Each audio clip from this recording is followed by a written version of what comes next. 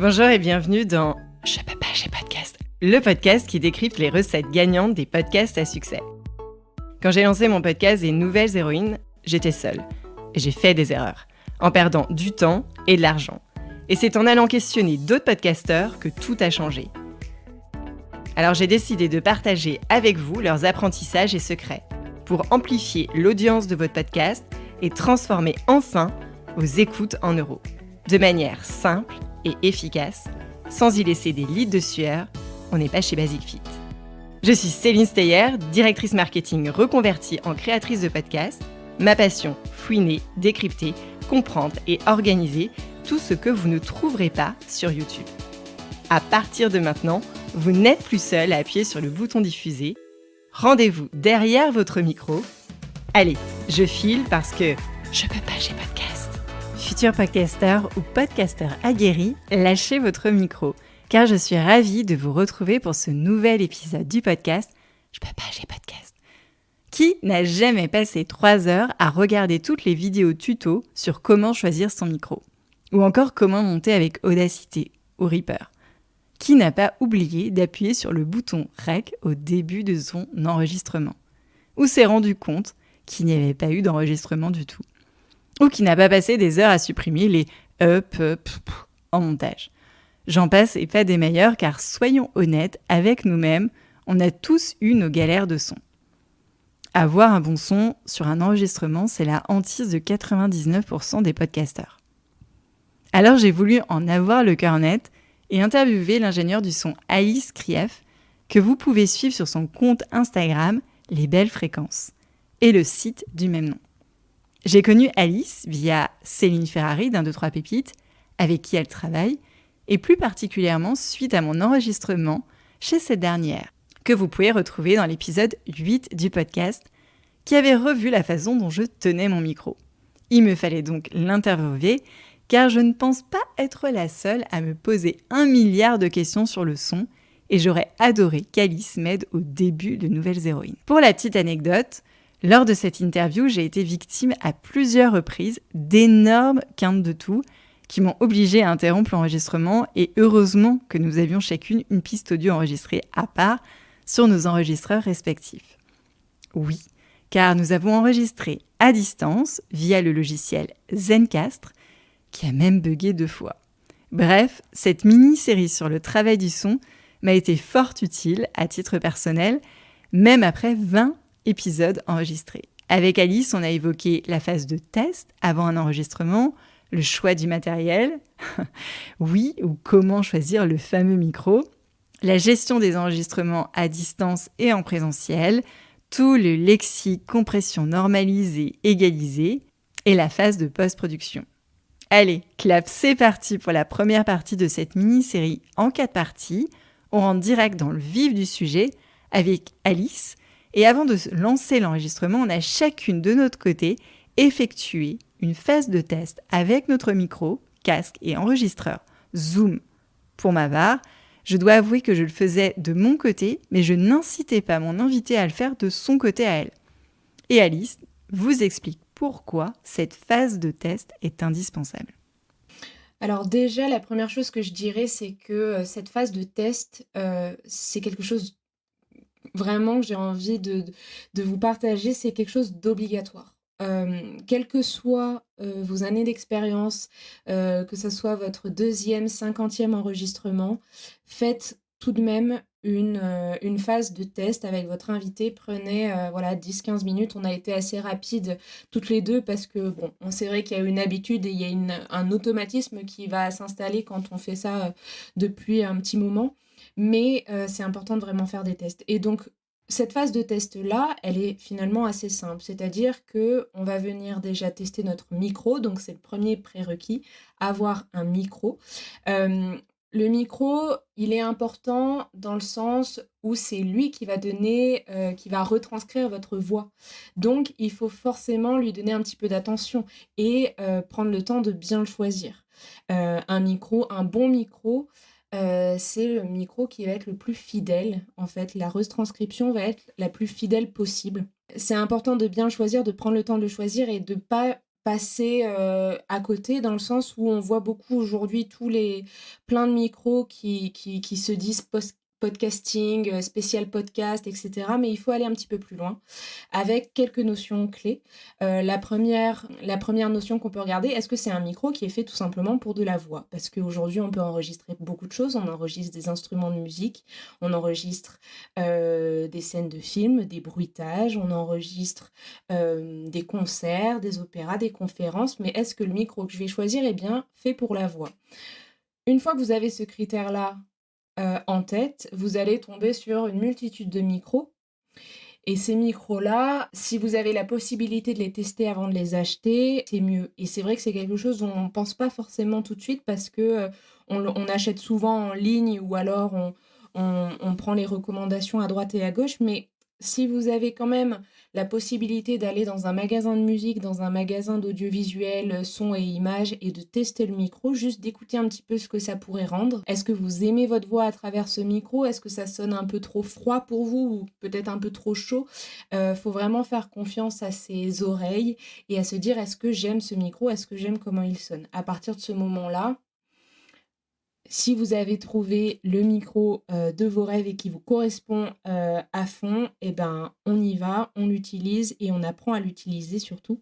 Mais voilà, ce qu'il faudrait retenir de ce que je viens de dire, même si c'est peut-être un petit peu brouillon, c'est d'éviter tout ce qui est podcast, podcasting, spécial podcast et cetera parce que c'est souvent des objets et des micros qui sont beaucoup trop chers pour ce que c'est. Ce qu'il vous faut simplement quand vous faites du podcast, c'est un micro pour la voix. Donc un micro pour la voix, c'est quoi? C'est un micro de chant, comme le Shure que tu as mentionné. C'est un micro, de conférence, de kermesse, voilà, ce sont des micros.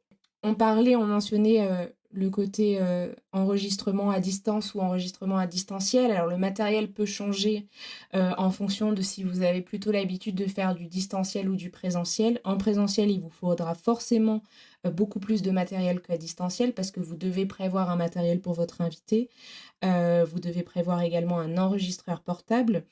Alors qu'en enregistrement à distance, on conseille en général et on le voit beaucoup, les micros USB qu'on peut directement brancher à son ordinateur. Ça peut être une option, même si vous faites simplement du podcast chez vous aussi et que vous faites simplement des chroniques, que vous ne vous déplacez pas forcément et que vous avez déjà un bon ordinateur, ça peut être une belle option aussi pour vous d'avoir un micro USB. Mais si je te partage une liste, on va dire, un peu générale du matériel à avoir, on partirait donc sur un micro-voix, un ou plusieurs en fonction du nombre d'invités qu'on veut recevoir, un enregistreur portable, donc vous avez la marque Zoom que tu as mentionné tout à l'heure, mais il y a aussi une autre marque très bien et peut-être plus abordable parfois selon les prix, qui est la marque Tascam, que vous pouvez retrouver facilement. À cet enregistreur-là, vous allez brancher votre micro avec un câble XLR. Donc ça, c'est important aussi, de toujours en prendre des neufs, de bien les vérifier à chaque fois. C'est peut-être l'élément le plus fragile de votre package. Donc ça, voilà, c'est important de bien les vérifier. C'est important, de faire attention à comment vous déplacez votre matériel, comment vous le rangez. Ce sont des connectiques très fragiles, donc on fait attention. Donc vous avez votre micro branché à votre enregistreur avec un câble XLR et à partir de ce moment-là, en fait, vous avez de quoi enregistrer. Mais après, on va ramener des accessoires qui vont un petit peu peaufiner la prise de son, notamment un filtre anti-pop, des bonnettes sur les micros et le dernier élément de ce package qui est bien sûr très important, c'est un casque. Le casque, pour faire une petite parenthèse dessus, vous n'avez pas besoin forcément d'avoir un casque professionnel, un casque qui va vous coûter des centaines d'euros, un casque que vous voyez dans les studios. L'important, c'est de toujours avoir le même casque pour les enregistrements et surtout de bien connaître son casque. Chaque casque a une carte d'identité, si je puis dire, personnalisée. C'est-à-dire que voilà, mon casque ne va peut-être pas sonner comme le tien, mais vu que je vais habituer mon oreille à porter ce casque et à écouter des choses à travers ce casque, je vais comprendre comment il fonctionne, je vais comprendre comment il m'isole de l'environnement extérieur et je vais comprendre aussi comment ma voix sonne dans mon casque par rapport à ma prise de son avec mon micro. Je pourrais finir là-dessus sur cette première question. Ce qui est important, c'est même si vous n'avez pas un matériel dit professionnel, l'important c'est de connaître son matériel, de prendre le temps de le tester, d'écouter des choses qu'on vient enregistrer. Prendre un peu de temps, on enregistre sa voix, on écoute sa voix, on essaye de comprendre, d'affiner son oreille et de comprendre comment ça sonne à l'intérieur. Est-ce que c'est une sonorité qu'on aime et qui nous plaît? Si ça ne nous plaît pas, on change, on voit comment on peut affiner tout ça. Mais voilà comment je terminerai pour cette première question, c'est déjà très longue, mais Alice, nous enregistrons à distance. Alors, quel est le prérequis quand on enregistre à distance? l'important quand vous êtes à distance, c'est de comprendre que tout se joue, entre guillemets, avec la connexion de votre ordinateur. Tout repose sur ça, finalement. Donc, on va essayer de se donner le plus de chances possible pour réaliser cette interview, cet enregistrement dans les meilleures conditions. Le casque, il est là pendant l'enregistrement à distance uniquement pour pouvoir communiquer avec la personne qui est de l'autre côté de l'ordinateur. On ne va pas s'amuser à vouloir essayer d'écouter notre propre voix. On va communiquer seulement avec la personne qui est en face. C'est important et c'est même obligatoire de porter un casque ou des écouteurs en fait, hein. Là, pendant un enregistrement à distance, on n'a pas besoin de notre super casque, professionnel, on a juste besoin de fermer le circuit du son. Dans le sens où si, par exemple, je n'avais pas branché mon casque sur mon ordinateur au moment où on échange, je vais capter ta propre voix dans mon micro. Ce qui fait que sur ma piste que je vais récupérer, je vais avoir 2 voix au lieu de ma propre voix. Et ça, c'est pour ça que c'est très, très important de fermer le circuit du son et d'isoler au plus possible les voix. C'est même pas en fait une question ici de casque d'écoute. J'ai pas besoin. Là, on a toutes les deux porté un casque, mais j'aurais pu très bien sortir des vieux écouteurs filaires ou c'est pas la qualité du casque qui compte. C'est juste là, je ferme le circuit du son pour isoler ma voix au plus. Voilà. Alors là, nous utilisons le logiciel Zencastr. Nous aurions pu aussi utiliser Riverside ou même un Zoom ou un Google Meet devrait faire l'affaire. Zencastr propose un enregistrement intégré, mais on a préféré enregistrer une piste audio chacune de notre côté pour éviter une coupure Internet, une mauvaise connexion Internet ou des bruits qui pourraient venir perturber l'enregistrement. Oui, mais quand on n'a pas d'enregistreur Zoom, pour ne pas le nommer, comment fait-on pour sécuriser une piste audio hors du logiciel tel que Zencastr? Exactement. En fait, ça nous permet plusieurs choses. Déjà, ça nous permet d'assurer la qualité audio, tout simplement, parce que ça soit Zencastr ou que ça soit une autre plateforme, on est sur un logiciel de visioconférence et l'ordinateur n'est pas un enregistreur. Il n'est pas fait pour ça. On isole nos prises de son pour s'assurer qu'on a une bonne prise de son. On a toutes les deux la chance d'avoir du bon matériel, donc on en profite. Ça nous permet aussi quelque chose qui n'est pas négligeable, c'est-à-dire que, et ça vous l'avez peut-être déjà entendu dans plusieurs podcasts qui sont faits à distance, si par exemple, alors je ne sais pas comment ça pourrait arriver, mais voilà, je vais te raconter quelque chose et tu as besoin, toi, de me couper parce que tu as besoin d'interagir et ça te fait penser à quelque chose et tu me dis, écoute Alice, j'ai besoin de te couper.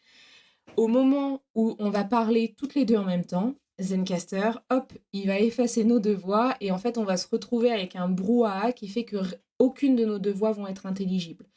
Tout ça parce que on n'aura pas assez de bande passante pour nos deux voix. Donc Zencastr et tout autre logiciel aura besoin de faire un choix, en fait. Qui a été prioritaire sur l'autre? Vu que ce n'est qu'un ordinateur, entre guillemets, il va devoir choisir et essayer de faire un mélange le plus intelligible possible et il finit par créer un brouhaha. Donc ça permet aussi une plus grande liberté de montage par la suite. Tu pourras couper exactement tout ce que tu veux. Si par exemple, je sais que beaucoup de podcasteurs n'aiment pas forcément entendre les réactions qu'ils font aux réponses que l'autre fait. Un petit ou un ok, un d'accord. Et ça, le fait que nos deux voix soient séparées de cette façon fait que de ton côté, bah, tu vas pouvoir les enlever sans toucher à ma propre voix. Ça va permettre une plus grande liberté de montage. Il y a en fait deux alternatives pardon, que je pourrais te présenter là. La première, c'est d'investir tout de même dans un micro qu'on va brancher à l'ordinateur, donc un micro USB. Et ce micro USB, je vais le diriger vers un logiciel d'enregistrement sur mon ordinateur. GarageBand, Audacity, Reaper, peu importe. Je vais diriger mon micro vers ce logiciel d'enregistrement et enregistrer directement sur mon logiciel. Encore une fois, je n'enregistre en local parce que mon logiciel d'enregistrement est vraiment dissocié du logiciel de visioconférence. J'enregistre là-dessus, je lance mon enregistrement, je commence mon interview et à la fin, je le coupe tout simplement et je récupère la piste. Je peux même, si besoin, commencer mon travail de montage à partir de la session de travail que j'aurai créée pour l'enregistrement. Ça, c'est une option si vous avez un micro USB et je vous invite d'ailleurs à vraiment communiquer sur ça avec votre invité, même s'il n'est pas du tout dans le domaine du podcast. Parce que je vous conseille aussi de faire, c'est vraiment de préparer l'interview à distance que vous allez faire avec votre invité, pas seulement en termes éditorial et en termes questions-réponses que vous allez échanger, mais aussi du point de vue du matériel. Parce qu'il se peut qu'avec les confinements et le télétravail, bah, lui-même s'est procuré du matériel pour ses propres visioconférences, un petit casque avec le micro branché directement dessus. Voilà, dans votre protocole, dans votre pré-interview, dans votre programmation avec l'invité, vous pouvez lui en parler et lui demander. Ok, on a fait nos tests, on a nos 2 pistes audio bien calibrées, on a choisi le logiciel de visioconférence, on a le micro, et maintenant, quelle est la position que nous devons adopter avec notre micro, qu'on soit à distance ou en présentiel ? Alors, la première chose que je vais vous donner est une chose vraiment universelle, c'est-à-dire que vous pouvez l'utiliser avec n'importe quel micro. Car en effet, il y a des capsules qui vont être différentes. Mon micro, moi qui ai un ProDeep, n'a pas sa capsule. Je crois que tu peux la voir, la capsule, un petit peu à travers le micro.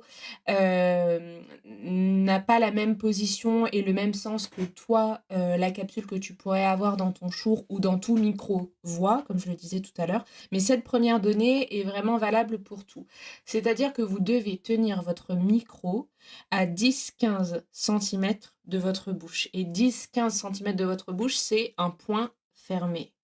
Et ça, c'est vraiment quelque chose que vous pouvez garder en tête tout au long de vos enregistrements. N'importe quel micro, ça fonctionne.